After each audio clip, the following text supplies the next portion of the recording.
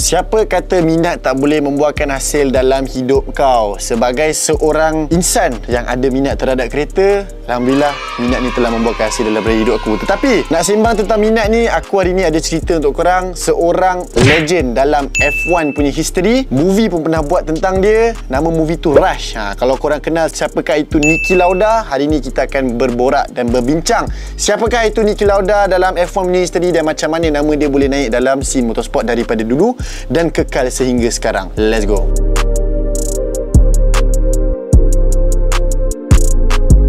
Niki Lauda atau nama penuhnya adalah Andreas Nicholas Lauda. Dia dilahirkan pada 22 Februari 1949 di Vienna, Austria. Salah seorang penduduk Austria. Niki Lauda merupakan seorang yang dilahirkan di dalam family yang sangat kaya raya. Tetapi nak dijadikan cerita, mak bapak Niki Lauda ni adalah orang yang nak cakap berotak bisnes sebab tu diorang kaya. And diorang tak support Niki Lauda ni punya passion, dia punya courage untuk menceburi bidang motorsport ni. So apa yang Niki Lauda buat, macam aku cakap tadi, dengan passion, dengan minat, ia akan menceburi hasil. Benda tu tak menghalang dia untuk menjadi salah satu racer yang sangat terkenal pada tahun 1968. Niki Lauda bermula untuk race dalam kereta-kereta mini, mini punya kereta, untuk hill climb races, dan selepas dia memenangi beberapa race, dia move on kepada Porsche 911, dan daripada situ dia dah bosan dengan dia punya race dekat hill climb tu, dia join Formula V. Apakah itu Formula V? Formula V ni adalah open wheel punya kategori sebelum korang nak masuk ke F1. Ini zaman dulu punya cerita lah. Zaman dulu kalau memang benda yang biasa, racer-racer F1 ni dia akan main dekat Formula V dahulu sebab kategori dia adalah kategori yang sama, iaitu open wheel kategori. Tetapi walaupun dia dah masuk ke dalam Formula V ni, dia still rasa diri dia tak cukup. Dia still rasa macam dia tak ke mana dengan Formula V ni. So apa yang dia buat? Dia pergi ke bank, dia bawa keluar loan sebanyak £30,000 daripada insurance policy dia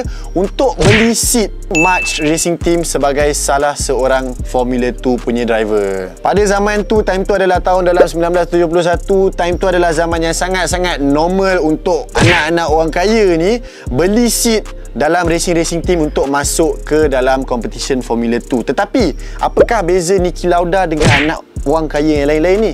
Niki Lauda ni dia work together sekali dengan mekanik untuk mencapaikan prestasi kereta yang dia nak.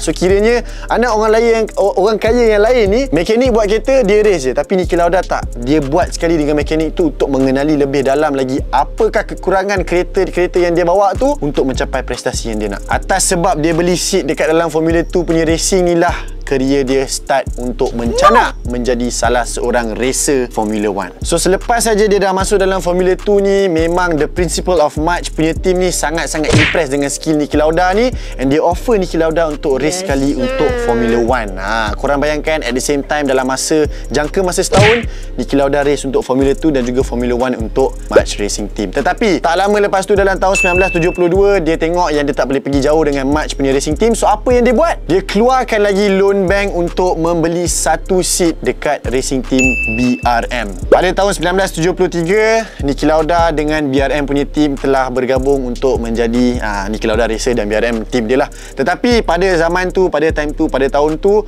orang tengok BRM punya team ni tengah downfall, tengah decline, tengah menjatuh, macam team Manchester United sekarang kan. Tetapi walaupun dia ada kereta P160E yang nak dikatakan sangat laju dan enjin yang sangat gempak, tetapi ada macam-macam masalah teknikal seperti enjin tak reliable lah, power tak cukup lah, ini itu dan sebagainya. Macam-macam alasan, macam team Manchester United juga. Korang jangan salah faham bila aku cakap kereta ni laju tetapi tak cukup power. Dia laju bermaksud dekat corner dia laju, stability dia ngam apa semua kan. Tetapi Niki Lauda punya populariti mencanak naik apabila dia mendapat tempat ketiga di Moscow Grand Prix pada tahun yang sama sebelum gearbox dia pecah dan dia terpaksa disqualified kan. Daripada Moscow Grand Prix inilah Enzo Ferrari, iaitu founder of Ferrari, ada interest untuk sign Niki Lauda sebagai salah satu driver for Ferrari. Selepas saja teammate Niki Lauda daripada BRM punya team ni keluar, iaitu Clay Regazzoni, untuk rejoin balik Ferrari, Enzo tanya Clay Regazzoni, dia tanya, apakah pendapat kau? Dia macam soalan kebat sikit. Apakah pendapat kau tentang Niki Lauda? And Clay Regazzoni menjawab, dia nampak Niki Lauda ni salah satu driver yang paling hebat selama dia pernah race dekat dalam F1.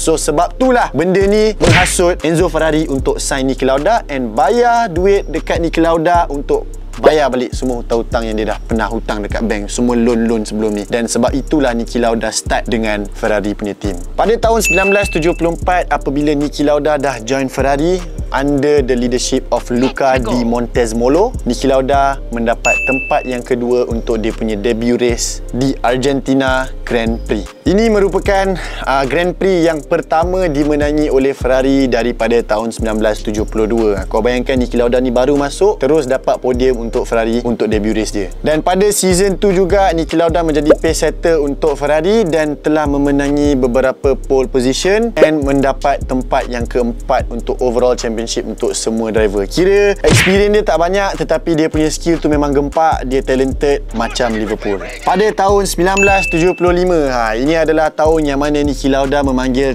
The Golden Year. Kenapa? Sebab tahun ni lah dia perform. Tapi untuk the first few races dia dapat nombor 5 je, dia start slow. Tetapi for the next 5 races yang seterusnya dia menang. Nombor 1 membawa kereta Ferrari yang baru iaitu 312T. Dan dia punya first World Championship was confirmed apabila dia mendapat tempat ketiga di Italian Grand Prix pada season 2. So kau bayangkan 1 tahun punya experience, the next year tu terus dia menang World Championship. Daripada kemenangan-kemenangan ni lah dia tak dikaburi dengan puji-pujian. Daripada sinilah macam aku cakap, Niki Lauda ni beza dengan driver lain. Dia work together dengan dia punya mekanik, dengan dia punya engineer kereta untuk mendapatkan prestasi yang terbaik daripada kereta yang dia race tu. So dia sendiri pernah cakap kereta macam Ferrari ni drive like shit. So teammate-teammate dia pun terkejut, and daripada situlah dia gain respect daripada teammate-teammate dia, daripada mekanik dia. Sebab walaupun dia cakap kereta tu drive macam tai, tetapi dia pun sendiri buat untuk mendapatkan kereta tu up kepada prestasi yang dia nak.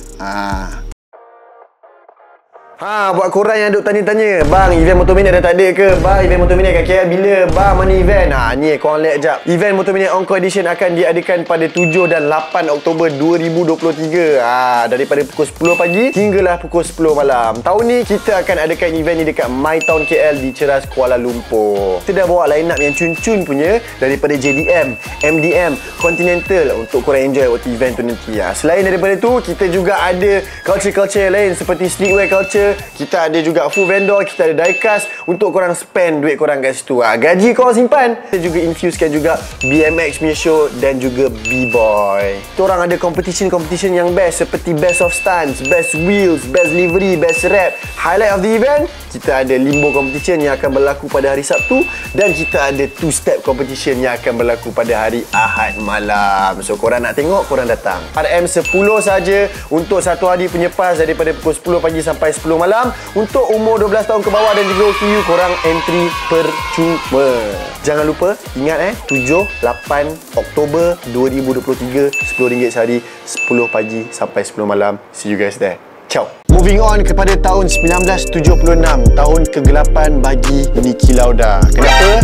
Sebab sebelum sahaja Grand Prix Jerman dekat Nürburgring, Niki Lauda dia walaupun menjadi driver yang paling laju untuk dapat lap time dekat situ, tetapi dia urge dia punya driver-driver yang lain ni untuk boycott race tu. Kenapa? Sebab time tu dia dah nampak yang macam-macam boleh terjadi, macam-macam kejadian, accident boleh terjadi daripada track tu sendiri. Sebab track tu tak selamat, tak cukup fire marshal, tak cukup fire equipment, tak cukup semua benda lah dan sebagainya. So kalau dulu punya Formula 1 memang antara sukan yang sangat-sangat berbahaya. Kalau korang nak race ni, korang kena ada telur yang bersih lah. Tetapi sekarang kalau korang tengok, banyak safety features yang telah di-addedkan kepada Formula 1 ni untuk ensure safety kepada driver-driver zaman sekarang. Akan tetapi luck tidak menyebelahi Niki Lauda. Race tu tetap berterusan kerana driver-driver yang lain semua nak menang. Dia orang fikir nak menang. Niki Lauda ni dia seorang yang kalkulatif.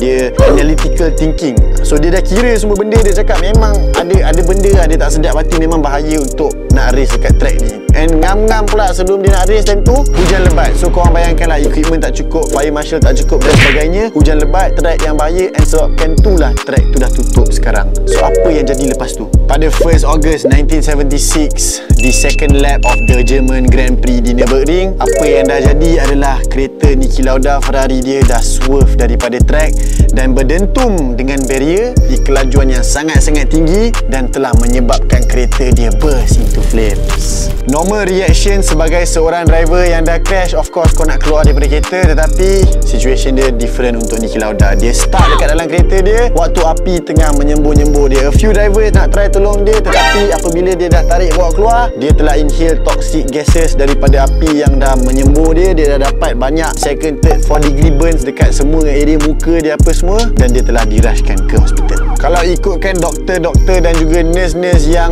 menghandlekan Niki Lauda ni, kalau ikutkan dia orang, Niki Lauda ni confirm akan mati tak lama lagi. Tetapi dengan passion, ini tak stopkan Niki Lauda untuk teruskan dia punya dream untuk hidup dan meneruskan racing. So apa yang jadi, dia kena buat reconstructive surgery dekat muka dia sebab dia punya eyelid semua tak boleh nak function elok. So dia ambil sebahagian daripada peha dia untuk tampal dekat muka dia sebab muka dia memang dah terbakar sangat-sangat teruk. So selepas 39 hari daripada insiden tu, kalau korang lah kan dah accident teruk macam tu, terbakar, ini alah kena lighter sikit je kan, dah menangis kan. Ini kau bayangkan muka terbakar, korang mesti nak give up racing kan. Muka korang pun dah hodoh, silap-silap girlfriend pun dah tinggal. Niki Lauda tak, dia tak stop. Dia sambung untuk habiskan season F1 dia pada tahun 1976 itu. Tetapi mesti korang expect dia akan menang lah, apa hurrah-hurrah macam fairy tale kan. Tapi tak, apa yang jadi time tu, Niki Lauda kalah season tu, tetapi hanya by 1 point. Betapa hebatnya Niki Lauda ni sebagai seorang insan motorsport.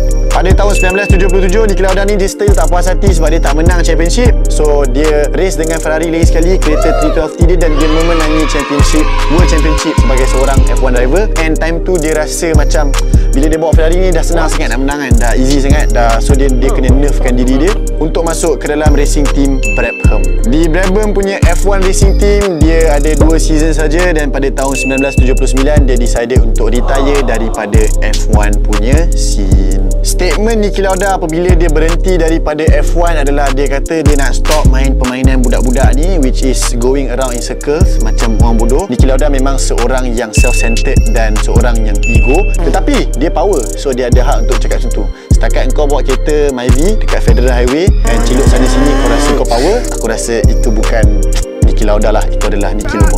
Tapi orang-orang yang macam ni, yang gempak-gempak ni, dia memang susah untuk tinggalkan passion dia. Pada tahun 1982 dia come out from retirement dan dia join team McLaren F1, dan pada tahun 1984 dia telah memenangi championship dia untuk kali ketiga. Kau bayangkan, dia dah keluar daripada retirement pun dia still power. Macam boleh ke tak boleh. The following season was quite shitty untuk Niki Lauda, so dia decide untuk gantung dia punya helmet Marlboro yang famous tu, dan dia start buat bisnes macam orang normal. Dia buka satu airline company yang dipanggil Lauda Air.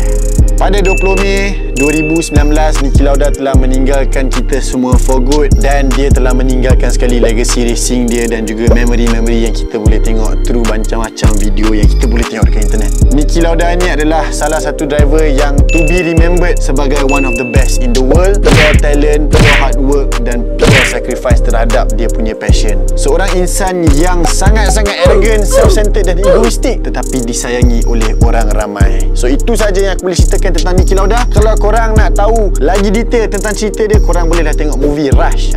Dia ada cerita full dia punya competitiveness dia antara Niki Lauda dan juga James Hunt. So korang boleh tengok movie tu. Aku akan tengok lagi sekali lepas ni. Ini dah kali keempat aku tengok. So jangan lupa untuk like, subscribe dan share. Sila komen dekat bawah apa yang korang nak next. See you in the next episode. Apa-apa Roger. Ciao.